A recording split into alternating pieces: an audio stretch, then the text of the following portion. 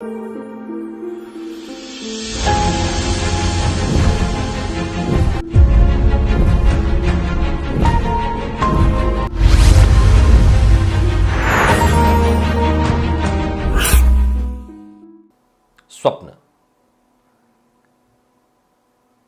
हर व्यक्ति का स्वप्न अलग अलग है, भिन्न भिन्न प्रकार के स्वप्न हम सभी देखते हैं।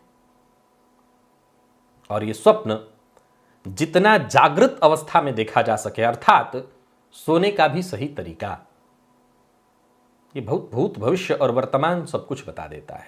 स्वप्न में अपने दांत का टूटते हुए देखना, ये मृत्यु कारक तब होता है जब सारे दांत टूटे हुए देख लिए जाए। अगर स्वप्न में स्वप्नदृष्टा ने देखा कि उसके सारे दांत टूट गए हैं तो ये मृत्यु सूचक स्वप्न है। और अगर स्वप्न में एक दो दांत आपने टूटते देखा तो ये कष्टदायक है। अपने जीवन के पूर्वार्ध में मैंने स्वप्न को कई एक बार देखा और जितनी बार देखा उतनी बार कष्ट से सामना हुआ। एक दांत दो दांत टूटते हुए देखा और जितनी बार देखा उतनी बार, चूंकि ये सूचना है, ये बताता है कि भविष्य में कष्ट आने वाला है और कष्ट से सामना हुआ। अब आपको यह देखना है कि किस तरह के दांत टूट रहे हैं, कितने दांत टूट रहे हैं, इस पर भी बड़ा गौर करने का विचार होता है कि कितने दांत टूटे। जैसा मैंने कहा, सारे दांत टूटते स्वप्न में दिखाई पड़े, यानी दंत विहीन मुख दिखाई पड़े तो यह मृत्यु सूचक है, यानी शीघ्र ही मृत्यु की सूचना है, या भयंकरतम मृत्यु तुल्य कष्ट। वैसे भी स्वप्न में दांत टूटते जब इंसान देखता है तो कष्ट तो होता है, परेशानी आती है, परेशानी आती है। एक दो और बातें हैं राशिफल बताने से पहले, उसे मैं बता देना चाहता हूं। यह विषय अलग से नहीं ले सकता था, आज इस विषय को यहीं पर शामिल कर लेता हूं। मैंने केंद्राधिपति दोष के बारे में जब बताया था तो एकाध जागरूक दर्शकों ने, मेरे ख्याल से वो ज्योतिष सीख रहे हैं, ऐसे जागरूक दर्शकों ने कुछ प्रश्न पूछे मुझसे। उनका जवाब, जो कि बाकी आप लोगों के भी काम आ जाएगा, इसे बड़े सरल ढंग से समझाया जा सकता है।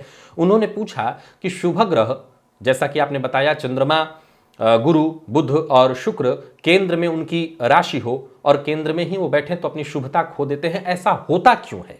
ये प्रश्न उन्होंने पूछा था कि ऐसा क्यों होता है कि जब उनकी राशि केंद्र में है तो अपनी शुभता वो क्यों खो देंगे। बड़ा सरल और सहज है इसको समझना। आप इसको आज के परिवेश पर जरा समझिए। उदाहरणार्थ, अगर कोई व्यक्ति है जो किसी जगह से चुनाव लड़ता है, उदाहरणार्थ आप अपने किसी जगह को ले लीजिए कि आपके यहाँ का कोई व्यक्ति जो चुनाव वहां से लड़ रहा हो, अगर उसी के जगह से जो गढ़ है उसका, जहां माना जाता है कि यहां इसको छोड़ के कोई नहीं जीत सकता, ये इसका गढ़ है, जब जीतेगा यही जीतेगा, उस गढ़ से उसको हटाकर कहा जाए कि आप इसी राज्य में फलाने जगह से जाकर के लड़िए, तो उसके साथ क्या स्थिति होगी? वो अपनी शुभता खो देगा। अर्थात शुभता खोने का अर्थ, इसलिए मैंने कहा था केंद्राधिपति दोष कोई बहुत बड़ा कष्टदायी दुर्योग नहीं है, दोष नहीं है। शुभता खोने का अर्थ क्या हुआ कि वो जहां गढ़ था उसका, जिस गढ़ में रह करके सदैव वो जीतता था, उस गढ़ से उठा करके उसको एक नए जगह पर बिठा दिया गया।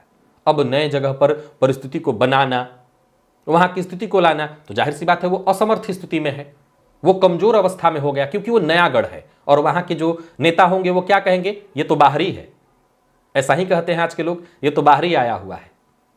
आप लोग इसकी बात का ध्यान मत दीजिएगा, ये झूठ बोल रहा है। तो निसंदेह वो अपनी शुभता खो दे रहा है। अर्थात उसका बल कितना मजबूत था कि अपने गढ़ में होता तो उसकी जीत पक्की थी, अर्थात स्वराशि का होता तो उससे मजबूत कोई स्थिति हो नहीं सकती थी। क्या कहा सूत्र ने कि केंद्र में उसकी राशि न हो तब तो कोई बात ही नहीं है। केंद्र में उसकी राशि नहीं है तो वो ठीक है, लेकिन केंद्र में उसकी राशि है तो अपनी शुभता खोएगा। अर्थात अपने गढ़ से हटाकर के उसको अलग कहीं कर दिया जाए तो वो जिस तरह से कमजोर अपने आप को महसूस करेगा, यानी शुभता खो देगा। और शुभ ग्रह कुंडली में बेहद महत्वपूर्ण होते हैं। तो पापग्रह अच्छा फल कैसे देगा? पापग्रह अच्छा फल कैसे देगा? वो शुभता वाला फल कैसे देगा? बड़ा सरल है कि चाहे कोई भी नेता हो, कितना भी बड़ा घोटालेबाज हो, लेकिन उसे अगर केंद्र में बिठा दिया जाए तो केंद्र में आने के बाद वो बंध जाता है, केंद्र में वो घोटाला नहीं कर सकता। बड़ा सरल है। बस ऐसे ही ग्रहों, यत पिंडे तत ब्रह्मांडे, तो ग्रहों के साथ भी है। इसीलिए पापग्रह शुभ परिणाम देने लगते हैं और शुभ ग्रह अपनी शुभता खो देते हैं अगर केंद्र में उनकी राशि हो तो, और वो केंद्र में बैठे हों। अपनी राशि में न हो, याद रखिएगा, अपनी राशि में होंगे तो योग निर्माण करेंगे, और अपनी राशि से इतर हों तो फिर वो अपनी शुभता खो देंगे।